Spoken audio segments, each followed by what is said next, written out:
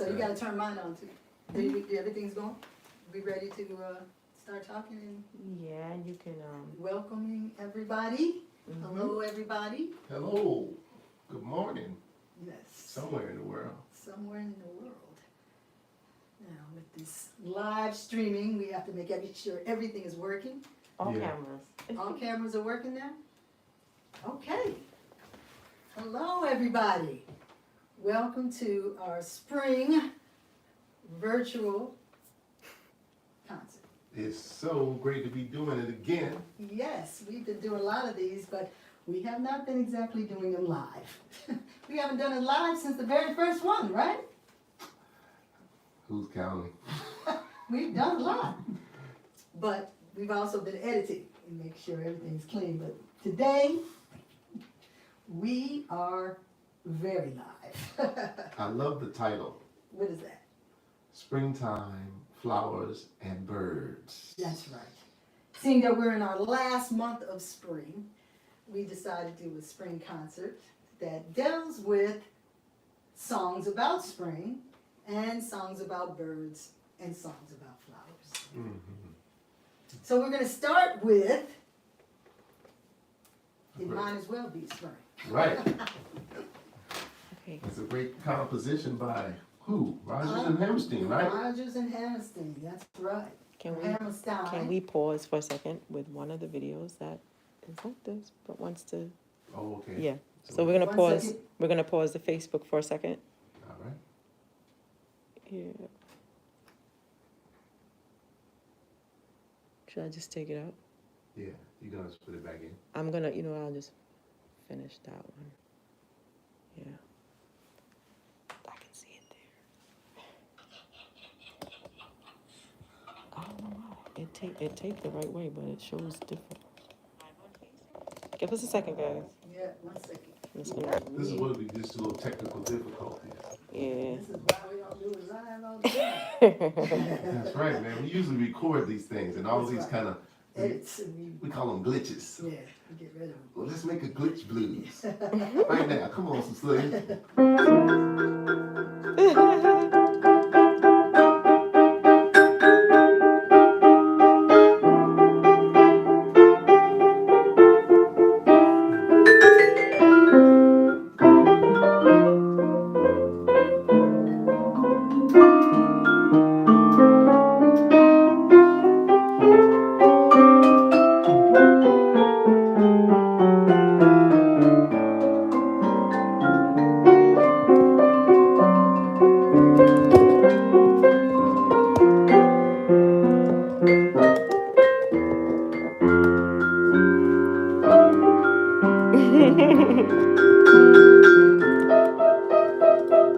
It's a glitch. Glitch blues.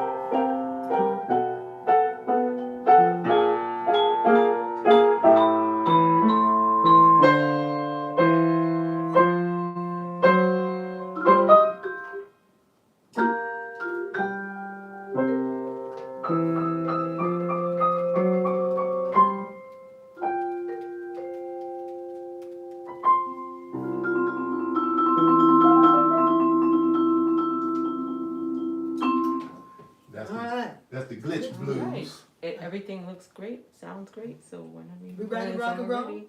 Yeah. Yeah, okay. All right. Alrighty now. So we're gonna start all over again. Even though we did start already with our glitch blues, we just made that up on the spot as we got the That's right. technology Mm-hmm. together. That's right. We'll send you the chart. Just send us a small fee and we'll send it to you. Right? So, All right. So, as we said at the beginning of our conversation, that we have a concert of pieces that are made up of songs about springtime, yep. birds, and flowers. Love the title. Yes. Mm-hmm. All right now. So we're going to start with our first piece. It's called It Might As Well Be Spring Dig it, dig it, dig it.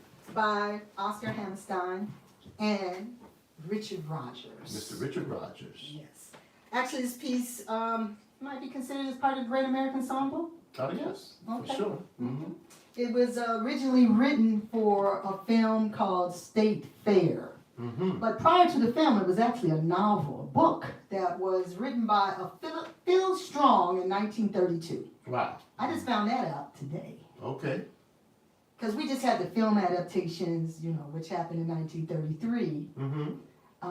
But I started looking around and said, And I found this information about this writer, that they took the actual idea for the film from an actual book. It was remade to a musical production in 1945 as a film production, and a Broadway musical adaptation in 1969.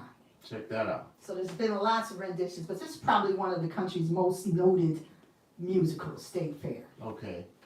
Look at that. Mm-hmm.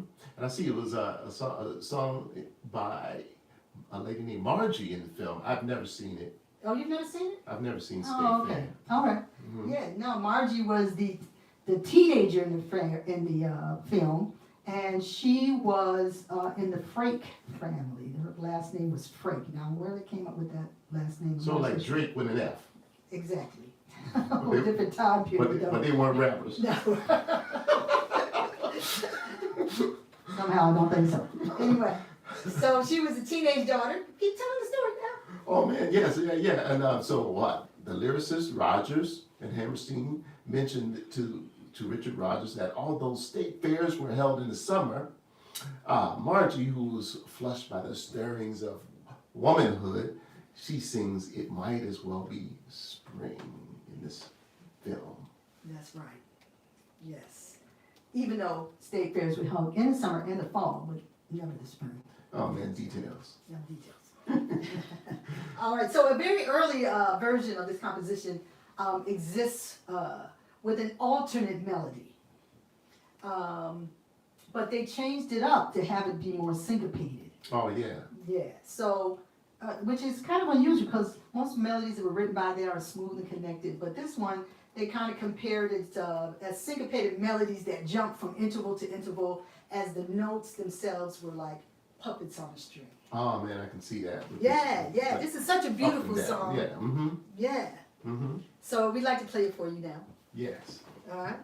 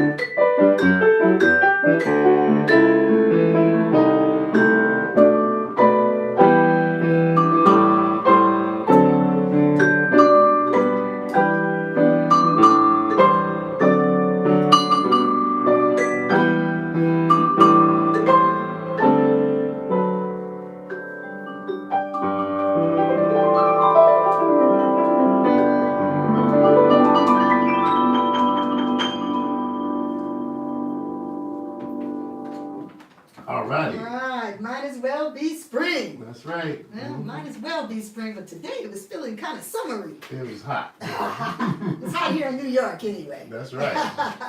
So you know it's hot down south. Oh yeah, in different parts of the world. I think we're having a heat wave, but we still got another month of spring happening. I hope we get some nice spring weather. Yes, Continue. yes. I thought we got lucky so far. No, yeah, I think so too. Although people are complaining that it's a little bit too hot today, but I'm not complaining because I hate the cold. So. Oh, okay. But we're gonna move right along here with our repertoire, and we are doing a song about a flower, a wildflower. Oh man, that's right, man. We've got a great song by the wonderful Mr. Wayne Shorter. Yeah. One of our living legends. Living legend, that's right. And the research that we did is that we researched the piece in terms of its compositional context Okay. and what wildflowers are all about. Mm-hmm. Now here's the thing with this piece. Mm-hmm. This song requires lots of thought musically. To say the least, as most Wayne Shorter songs require lots of thought. Right, right. The melody is deceptive. That means that you think it's going to do one thing in one line, and it sounds like the same line, but then they switch it up on you. They switch it up on you. Yes. He switches it up. He on switches it up. You. Uh-huh. And so is the harmony. It changes the harmony with the melody and alternates the melody Mm-hmm. in terms of the melodic development of the piece. Yes. And then we got to deal with these changes. Man, he got some interesting changes. Beautiful, beautiful. And the thing about wildflowers themselves is that they grow wild under rough terrain circumstances. Hmm. Wildflowers, they are not intentionally seeded or planted, but they're beautiful. They've grown Just wild at different hillsides. Pop up on their own, huh? They pop up on their own. Uh-huh. And they exist all over the world. You know, I was going to ask you, I wonder if cactuses in the desert would be considered a wildflower.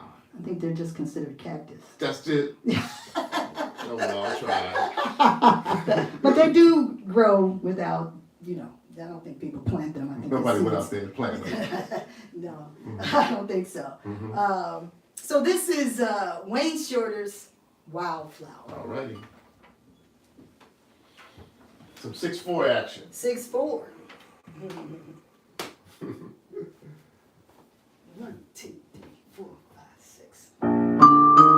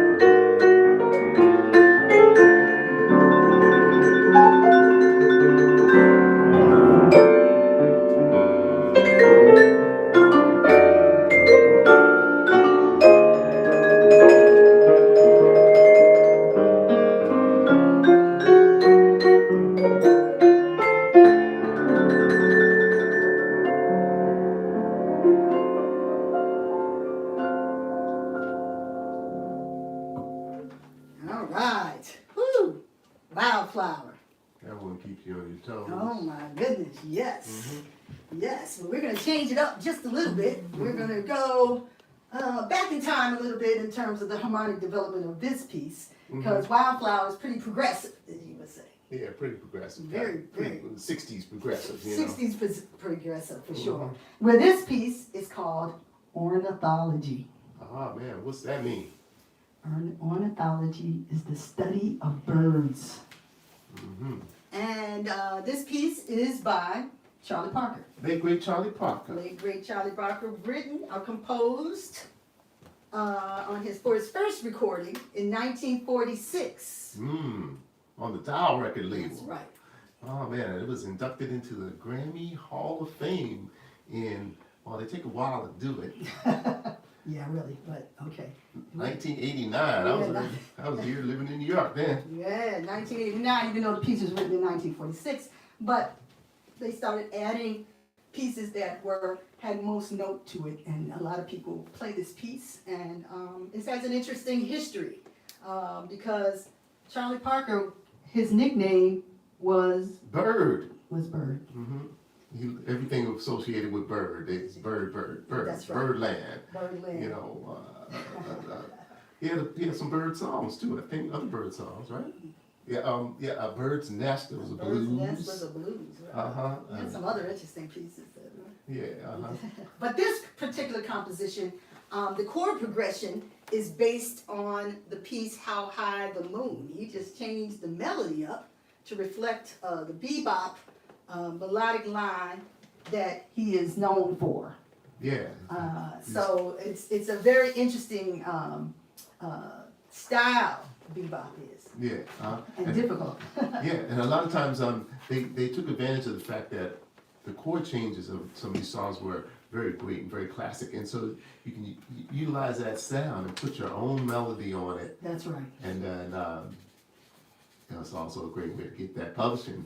That's true. That's the money aspect of it. Yeah. Yes. So. We got a jazz vocalist that sang that song. Oh, that's right. Ella Fitzgerald is probably one of the most noted people who kind of scattered the melody. Yeah. And added How High the Moon on it. Really? Maybe make it bigger. Yeah? Yeah. Okay. All right. Now we have a tech person here with us who is also helping us So with our helpful. production. You guys have some comments. We have some comments. Well, let's Before we start playing, we're going to have some comments. Let's now. get some comments. I want some water. Okay. Yolanda Parker says you guys sound great. Okay, thank you, Yolanda. Yeah. Lori thank you. Badell, this is Facebook. Oh, Relaxing, Gloria. thank you, I'm watching. And Michael, who is a Ravens fan, says, way to go, simply wonderful. Okay. All right. Thank you. And you do have some comments on YouTube, everybody's saying hello. Ah. And Dolores, Miss Morrison says, loved it. We're chilly in Cleveland, so this helps me anticipate spring weather. Okay. All right. Well, Dolores was my high school English teacher. Those two bottles of mine right there. Yeah.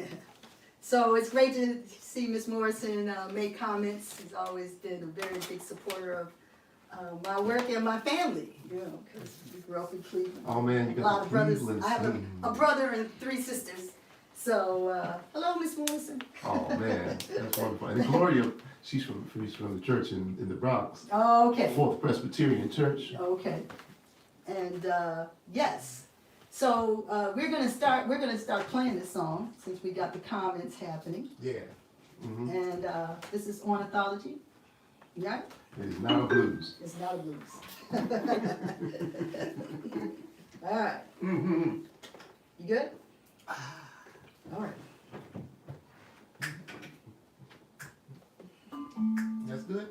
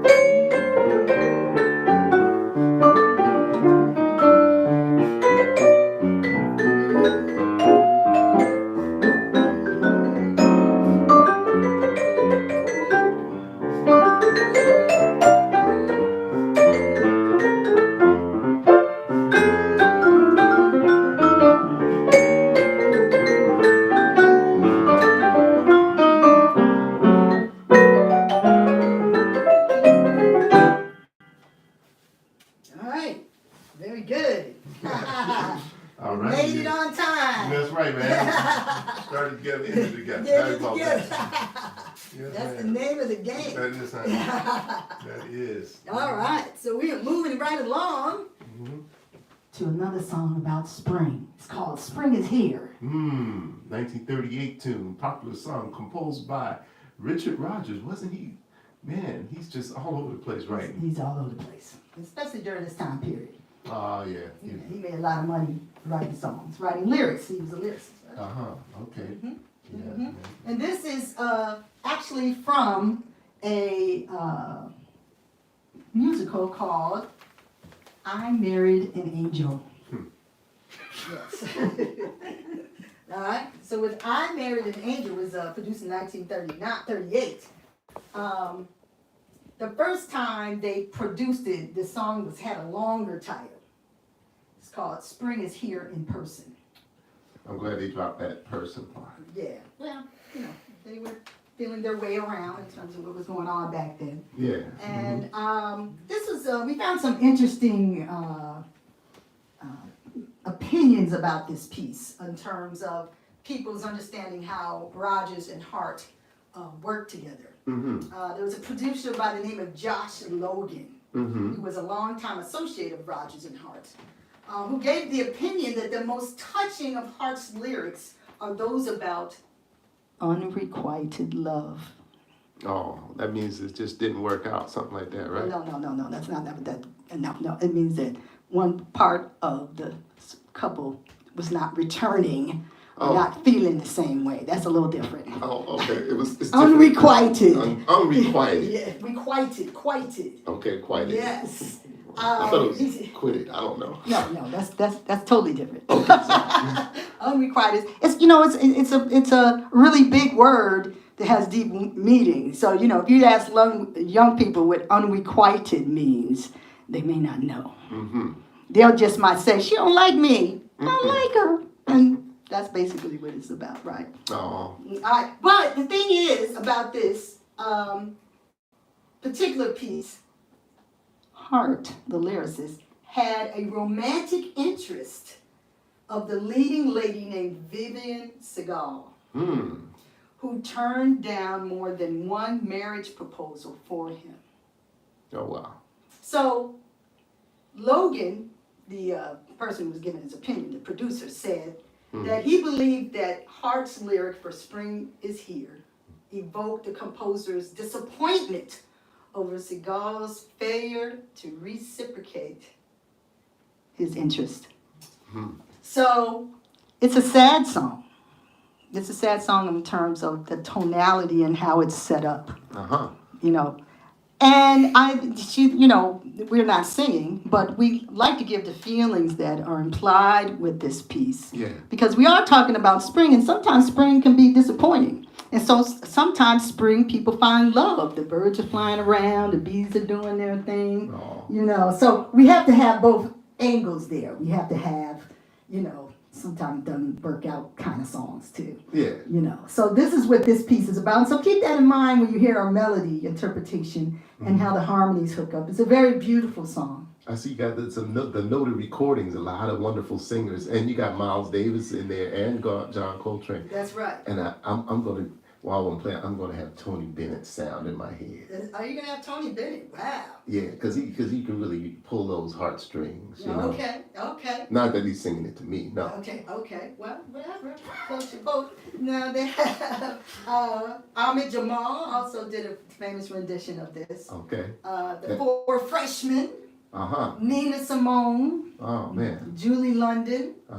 Earl Garner.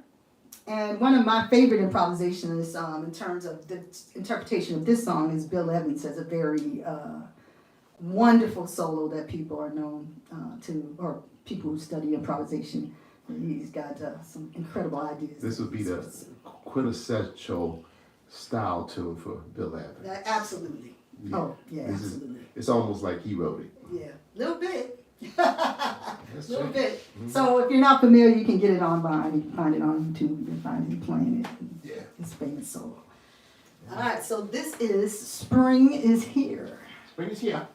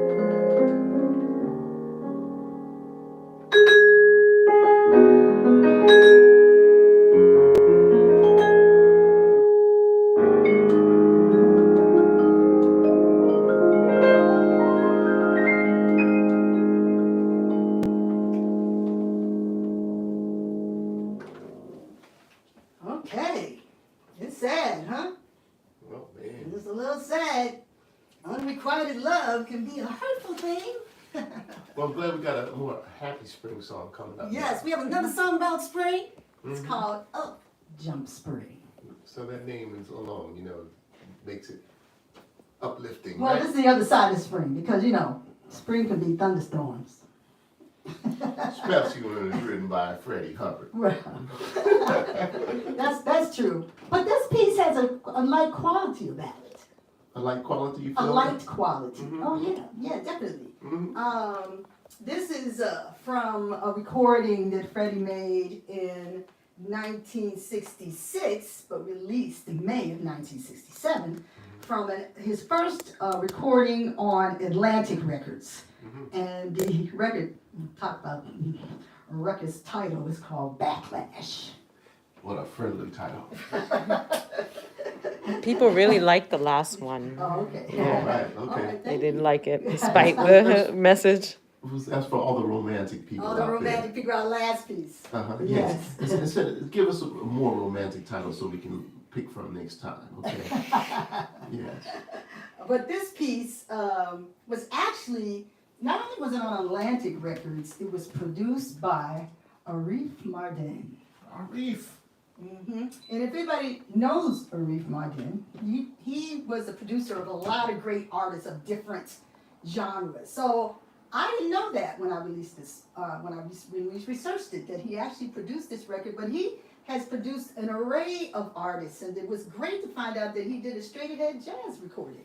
Because some of the artists that he has produced, Ray Charles, Queen, the Bee Gees, Hall & Oates, Anita Baker, Aretha Franklin, Dionne Warwick, Donny Hathaway, Roberta Flack, Bette Midler, Shaka Khan, and others. But to find out that he actually did this actual recording of Freddie Hubbard's for that label Okay. was incredible because it's a great recording. And a lot of people consider this jazz standard for instrumentalists. Mm-hmm. Oh, yeah. They call it all the time on the jam Yeah, sessions. yes, Up Jump Spring. And it sounds like that. It's, very cheerful song. And on this particular record is the great James Spalding, who plays flute, who lives here. He lives in Queens, actually. He lived in Queens. Okay, all right. He's been gone a few years now. Okay, all right. But the solo is killing. Okay. It's a beautiful flute solo on it. So if you're not familiar with this particular rendition, you can find it on YouTube. That's right. Oh, I started to say go over the Tower Records. So the Tower Records, woo, you dating yourself. I'm dating myself, brothers, sisters. Yeah, Tower Records. Man. No, these days you got to go online. You can find all this stuff. Yeah. Yes. Mm-hmm. Yeah. So this is called Up Jump Spring. Mm-hmm. And it's in 3/4. It's in 3/4 time. Sounds like a waltz. Yeah. Mm-hmm. All right. All right. Yo tempo. 1, 2, 1, 2, 3, 1, 2.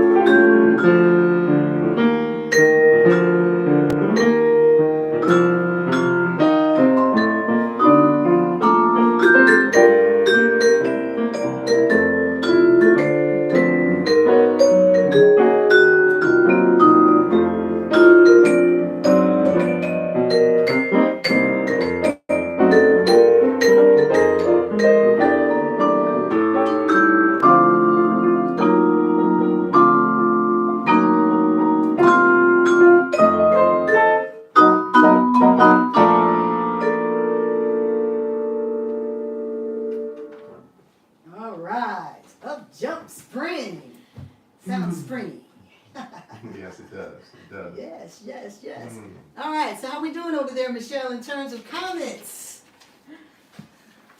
Alma Jackson says, the both of you sound great. What music history the music history you share with your audience, have either of you taught that subject, music history? That's an incredible question.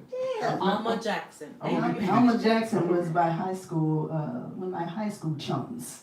I'm gonna repeat it just in case people didn't hear it. She was asking, have either of us taught History of jazz? history of jazz? I've done some lecturing on the history of jazz, Mhm. different clinics that I've done, different colleges and universities when I've visited. But we were fortunate to get a Chamber of Music America audience. What's it called? They're called the virtual residencies, and we've been doing it now for more than a year, Mhm. where a few presenters had asked us to have talking points. Mm. So when we rehearse music, but we also take the time. One of our rehearsals is just research, Yeah. and we're both information junkies. Yeah. We love this aspect of finding unusual aspects of these pieces, because we've been doing these types of concerts now, and a lot of people really like what we've added. So if you're new to what we've done over the last year, you can find that the majority of our concerts do have Talking. talking points as we added. As if we were jazz professors at the local university. I've never done that. Okay. I did do a workshop at Harvard, subbing for a fellow named Sammy Price. Oh, okay. So Sammy Price, yeah, you were up in Boston about that time. Yeah. Talking Yeah. about the 80s. And he had a regular thing where he would go once a week or once a month to like a lecture performance. Oh, okay. And I subbed for him once. He was going to Europe and he wanted to keep it going, and I went up there and And did some yeah. type of But explanation of pieces. yeah, but it's For basically, a you know, lecture class. like what we're doing right now. We gather information, Right. we have it ready to go, Mm-hmm. and we impart it on our listeners and audiences. Yeah, because we often we get people who are not jazz aficionados listening to our pieces, and I think it's important to add talking points rather than just to do straight playing, so that they have some, reference intellectually and creatively about how these pieces have come together and what people are thinking about when they compose these pieces, and what it actually takes for jazz musicians to actually pull these pieces off. Mm-hmm. Yeah. Yeah. So that's the answer to Yes. your friend's question. Yes. Thank you, Elma. So Okay. we're going to move along here. We are doing a piece by Billy Strayhorn. Oh man, one of the all-time greats, especially as a composer. Oh my goodness. Tops. Yeah, we've been adding a lot of Billy Strayhorn to our past concerts, Mm-hmm. and they are such unique pieces. Yeah. Yeah, and also harmonically challenging. Yep, quite a bit. And he was a great pianist. Mhm. There's as a matter of fact, this piece that we're going to play, the first time I became aware of it is a 2-piano with him and Duke Ellington. Oh, get out! Yes. We didn't even talk about that during our research. Go ahead and tell us a little bit about that. Yeah. Because they spent a lot of time together writing, and even when they weren't together, when Duke Ellington was on the road, he would call back home to New York, and Billy Strayhorn would be just like, yes, Duke, on the phone, boom, Right. boom, boom, boom, hang up the phone, start writing, whatever his directions were. So, but then when they got together, a lot of times they flushed them out on 2 pianos. Okay. Yeah. Well, these are a few facts about this piece. Okay. We found out that in our research that Billy Strayhorn composed a lot of music about flowers. And this particular piece we're doing is called Lotus Blossom. What a beautiful flower that is, huh?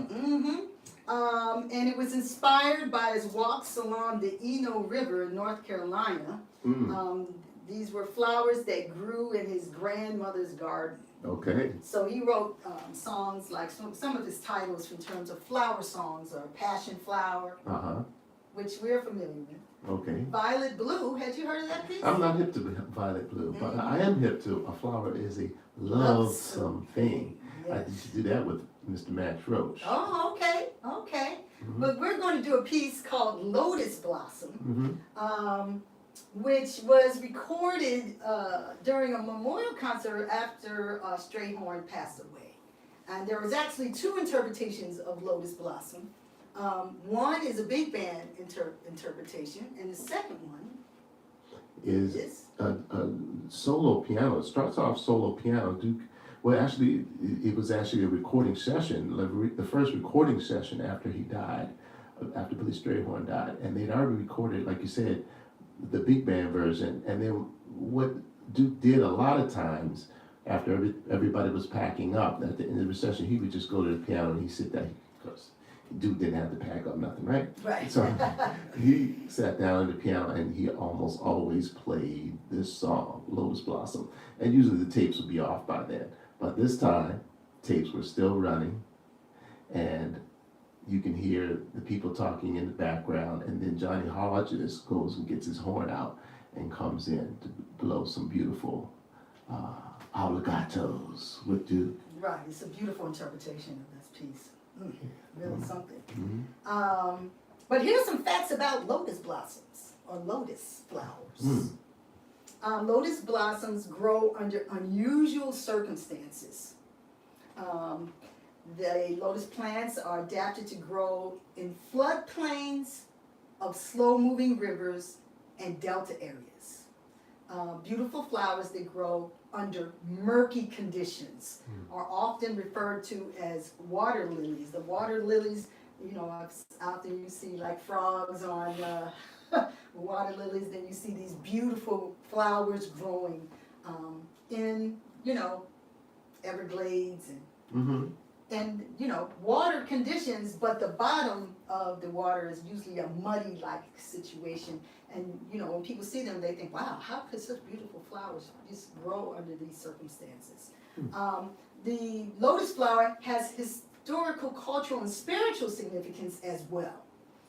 It is the sacred flower in both Hinduism and Buddhism, representing the path to spiritual awakening and enlightenment.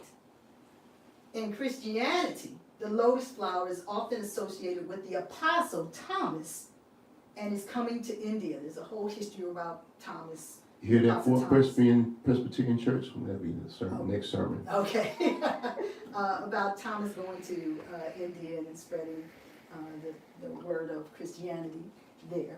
Okay. It was also an important symbol of ancient Egypt, where it represented the path from death to rebirth to the afterlife. So, yes, the lotus blossom is really has, you know, a deep meaning behind it, how the flower grows and its meaning in terms of culture and religious understanding. Okay. So, and there are all kinds of different lotus blossoms depending on what area of the world that you're in.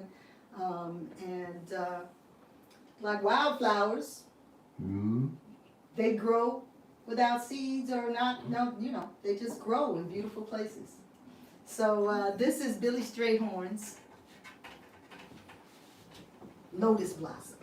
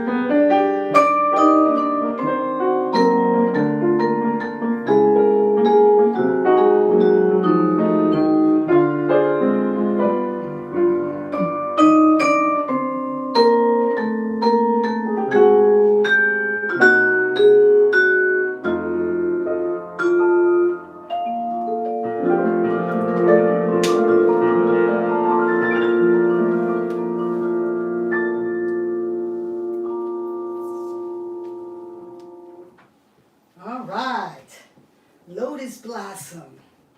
Beautiful, beautiful song. Yes. It is. Thank you. Yeah. Okay. Thank y'all for listening, man. Yes. Sure is good to have you out there. Sure. Mhm. All right, thank you very much. So as we are recording, we're not recording, we are playing live. We're also taking donations, aren't we? We certainly are. We've not talked about that aspect. Oh, Yeah, those are some. It's in the comments. it's in the comments. It's in comments. So we don't have to say anything, So we don't right? have to say anything. Just say donate. Yeah. Just say donate. Okay. All right. Good. Max Roach had a couple of jokes. He was like, "What's the greatest nation on the face of the earth?" I'm afraid to ask because it's a Max Roach joke. It could go He had some anywhere. clean ones. Okay. It was donation. That's very But funny. I'm ching. That's very Max Roachish. Donation. That's right, donation. Yeah. Mhm. That's very funny. I haven't heard that one before, Lafayette. Hey man, that brings us to a song that Max Roach played on. It's coming up right Oh now. yeah, what a great Segue. great segue. This piece is called Joy Spring, another song with spring in it. That's right, about the late great Mr. Clifford Brown. Yes, it was a Very noted trumpet player. Yeah, one of the all-time greats, you know. Yeah, Really, in basically any list you look on, he's gonna be in the top 5. of course. Yeah, This piece was composed in 1954, that's right. and it became Clifford Brown's signature piece of music.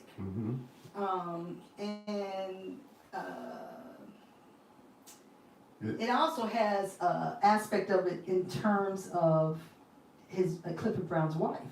Okay, yes, it was a pet name. Joy Spring was a pet name for his wife, LaRue, who was Yes. actually introduced to him by Max Roach. Okay.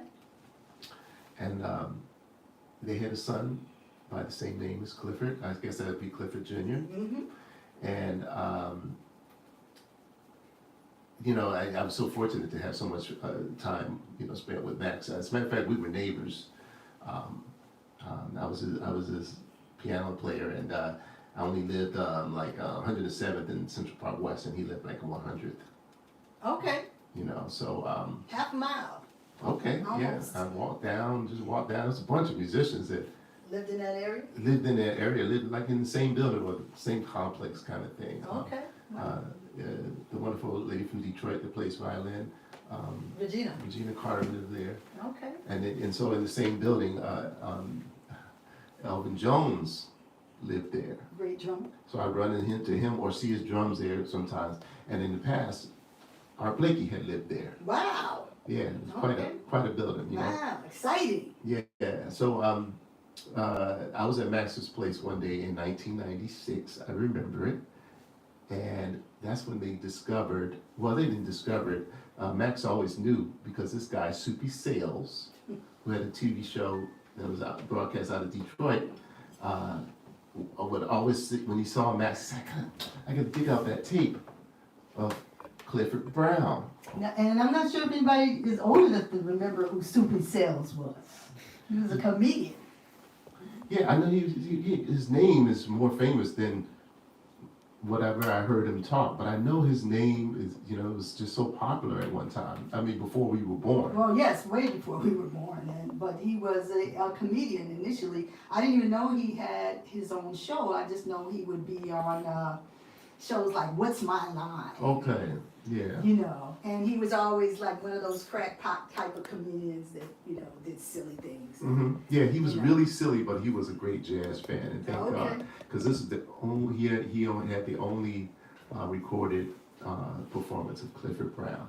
As a matter of fact, when I was there at Max's apartment that day, Phil Shapp was there. And who is Phil Shapp? Who might he be? Phil Shapp, who passed away during, so many people were passing away from COVID a year or two ago. He was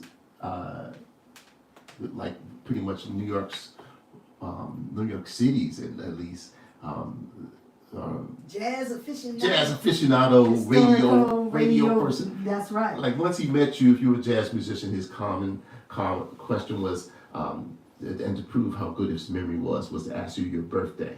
Okay. And then he'll see you like 6 months later or a year later, and he'll say, boom, Lafayette Harris, May 29th, blah, blah, blah. You Wow. know? That's a plug for my birthday. Okay. But like I said, he was there at Max's apartment, and they were watching it together. And the purpose, Soupy had finally gotten the tape to Max. Okay. You know, and then I remember Max saying that he was going to pass it on to Clifford Jr. because Clifford had never seen his father live. You know, Wow. you That's know. special. Mm-hmm. Very special. And I love that you remembered that you were around when that was going on, when he came by with the tape.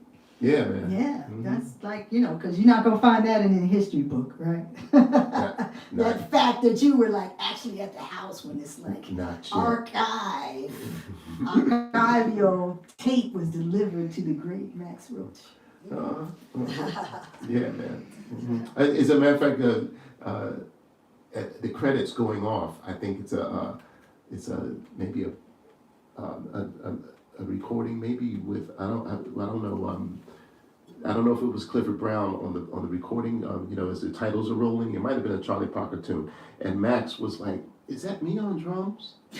and Leave It to Phil Shap. No, that's not you. That's Mr. Harris. Blah blah blah. There was a great drummer named Harris that subbed for Max, and when he was like 18 or something like that. As a matter of fact, that Charlie Parker recording with them live at Carnegie Hall. Oh, wow. Max wasn't on that. Max wasn't available. So this kid Harris, maybe he was 18 at the time. Okay. Yeah, somebody out there, look it up, Harris.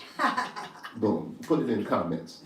Come on now, get the clicking. Get the clicking. Okay, so we're gonna do this song. Oh, yes. It's one of those hard tunes. Levihead. And I never got to play it with Max. Oh, really? He didn't call this one? No, man. Wow. He was always doing new stuff.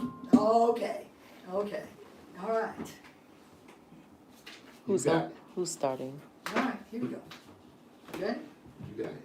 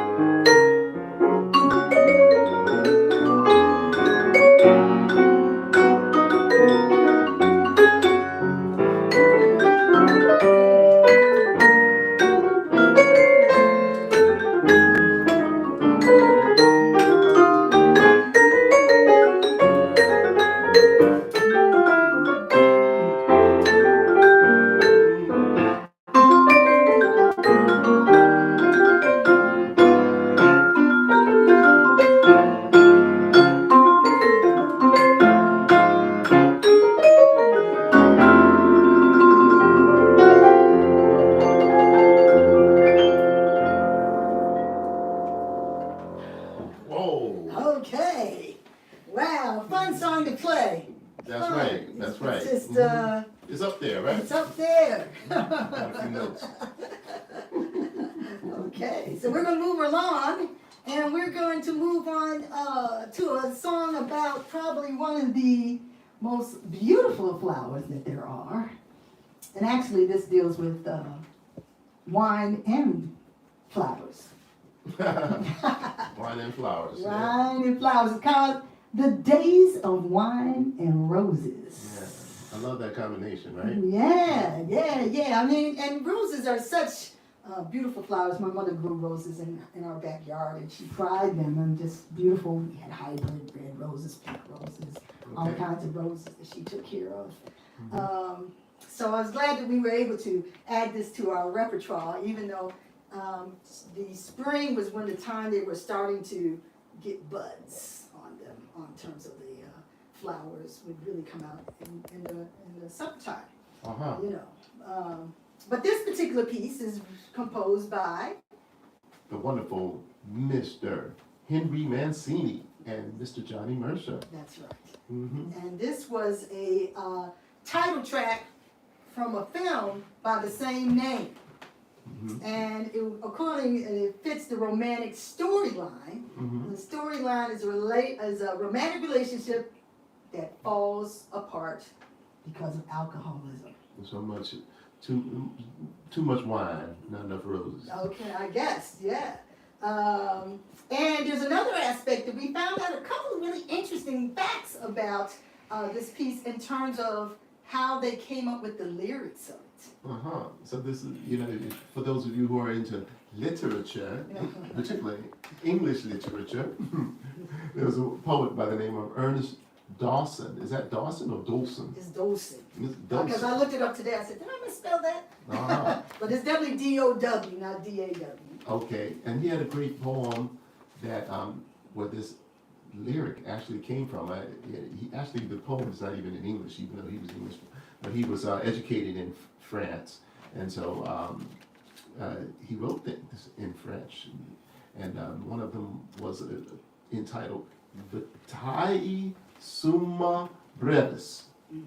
So I assume of it. don't kill me, French people. Okay.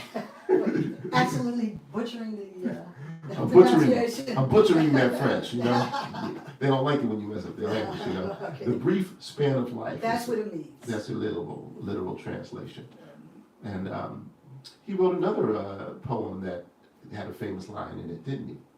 Well, that they took the a line to title another film, "Gone with the Wind." Okay, that's from another one of his poems. That's right. He didn't write the book, somebody else did that. Yeah. Yeah. But we actually have the poem here in which the title is quoted from. Uh-huh. Shall I Go ahead, read. Yeah. attempt it? It's in English. It is in English. Thank God. Go ahead. They are not long, the days of wine and roses. Out of a misty dream, our path emerges for a while, then closes within a dream. Wow. Heavy. Notable renditions, Billy Eckstein and Andy Williams. have done beautiful renditions of this piece, "The Days of Wine and Roses." So let's do it. Okay. Billy Eckstein style. I can almost hear him singing. Okay.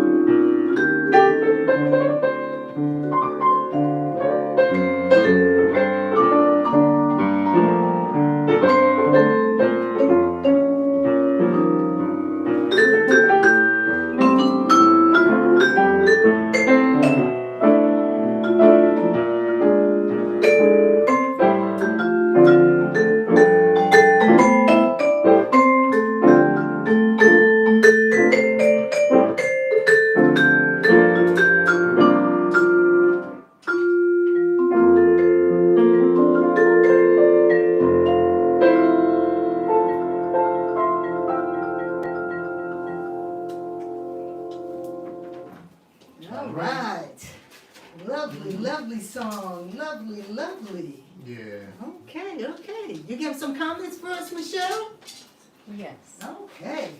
What you got? Jackie Beard says, love your comping Cecilia on Wine and Roses. I guess that's what C mean. I thought you meant C note with Cecilia. Jackie! Jackie Beard. Yeah, that's one of my buddies. All right.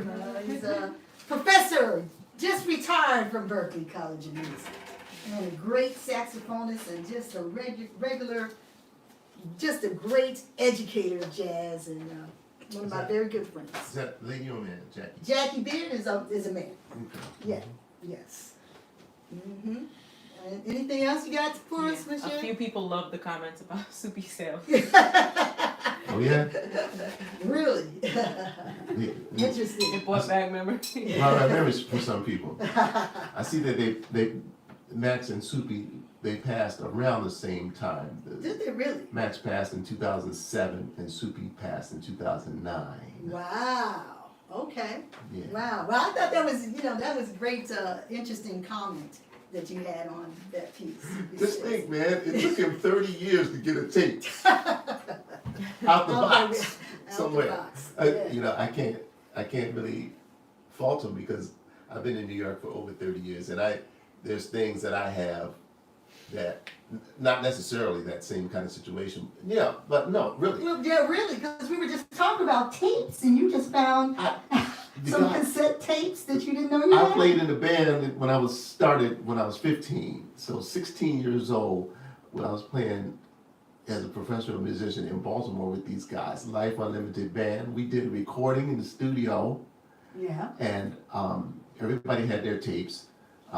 Cassette tapes. Cassette tapes and some vinyls and some professionally done whatever, this is before the digital era. Mm-hmm. And everybody lost their tapes or had given it away. We even gave it to some radio stations. They played some stuff on the radios in Baltimore. And this Willie, he had the 2-inch tapes, Okay. from the actual recordings. From And the he had real. the reels, Yeah, the the reals. big Tascam tapes, heavy, in his mom's basement, flooded. Right. So nobody had. I was home in Baltimore and I saw in my old stuff, boom, said Life Unlimited 1983, written in hand on a Memorex tape. Okay. Memorex had good tapes back. I remember that I went to the studio. I said, because I couldn't get my own tape from nobody, and I went to the studio while they still had it, and they dubbed it on a Memorex cassette tape, and the sound is great. So I digitized it, and that was 1983. What year is this? That's about 40 years That's now, right? right. Mm-hmm. Next year, about to turn Wow. 49. Okay, Mhm. so. Mm-hmm. Wow. So, Mhm. yeah, that tape thing is really kind of deep. But I mean, the super cells and all that is really kind of interesting. But we're gonna move along. Dig it. We're gonna, you know what? We're almost done. We only got one more We song. got one more piece to share with everyone. We want to thank everybody for listening today. We're gonna end in an unusual way.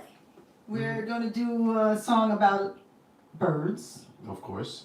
Mm-hmm. But these are in a cage. Well, some of them are. And we're gonna find out. We're gonna find out the ones that are and the ones that are not. I'm actually.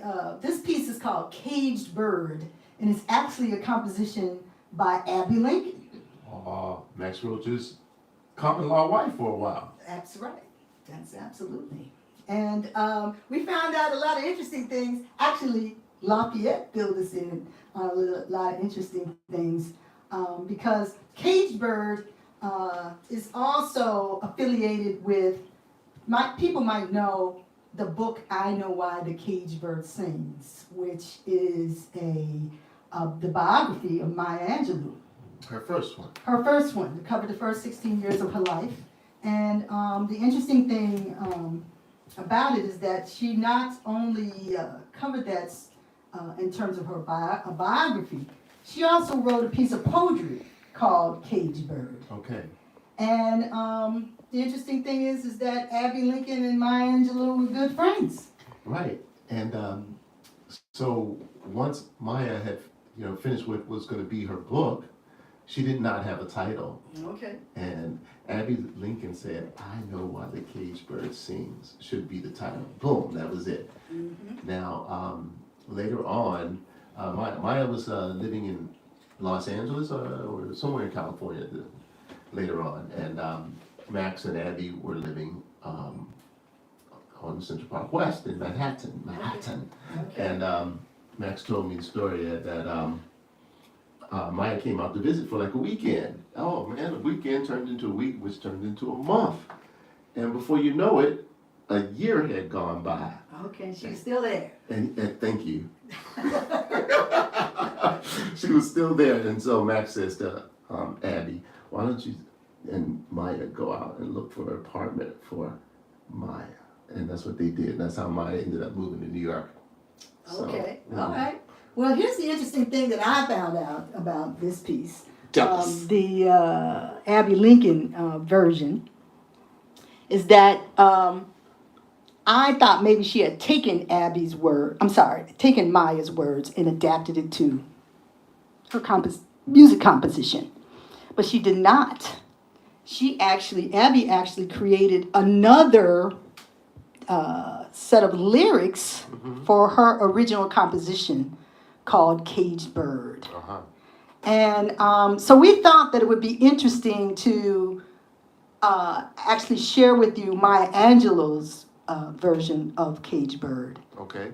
By reciting the poetry, because there's no music that is written in terms of the lyrics to music, and then also share with you the lyrics for Abby Lincoln's version of this piece, so that you can hear the difference. Because Abby wanted her own interpretation of this piece, and I have an Abby Lincoln story. I met Abby Lincoln a couple of years before she passed on in her apartment on Riverside Drive, and if you go to my Facebook page, you will see pictures of she and I together in her living room. To find them, and she was very nice. So I cherish those pictures because she passed on a few years later. Oh man. Yeah.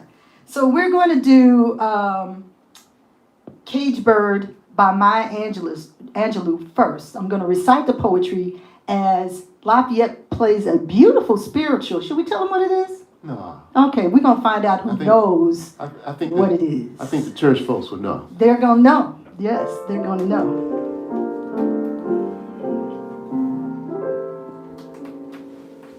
A free bird leaps on the back of the wind and floats downstream till the current ends, and dips his wing in the orange sun rays and dares to claim the sky.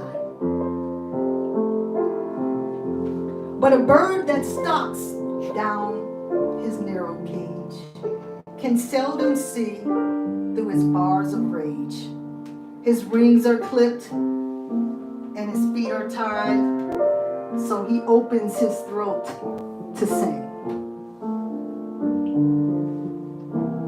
The caged bird sings with a fearful trill of things unknown but longed for still, and his tune is heard on the distant hill, for the caged bird sings of freedom.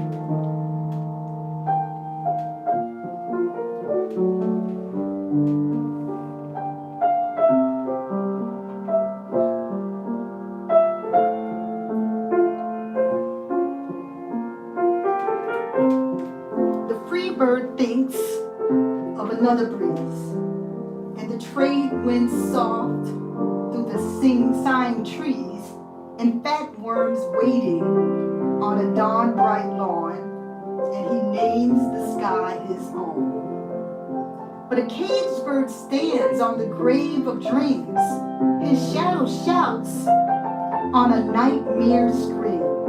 His wings are clipped and his feet are tied, so he opens his throat to sing.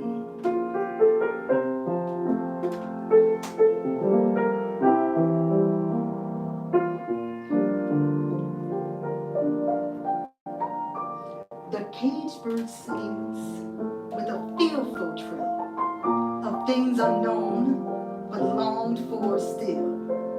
And his tune is heard on the distant hill. For the caged bird sings of freedom.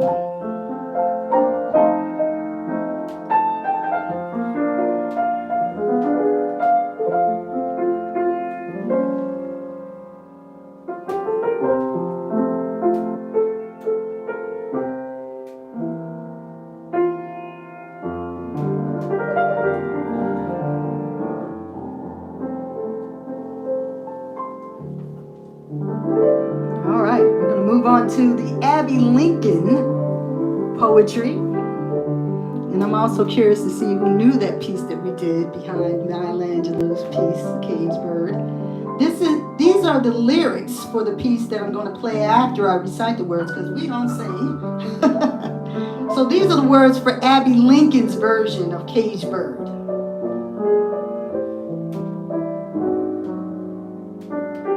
The birds who live in cages never spread their wings.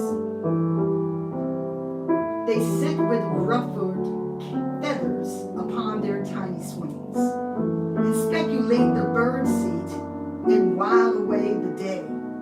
Tuck their heads in feathers of colorful arrays. I know why the caged bird sings a sweet and soulful song.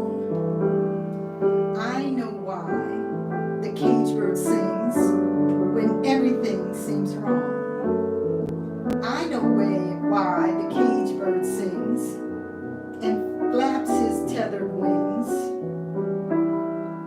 Birds were made to fly away, and birds were made to sing. The birds who live in cages feel the morning sun shining through the window where the captain lives by gun, and stretches forth his body and wobbles for the day, moves his head from side to side and listens for the way. I know why the caged bird sings a sweet and soulful song. I know why the caged bird sings when everything seems wrong. I know why the caged bird sings and flaps his tethered wings. Birds were made to fly away, and birds were made to sing.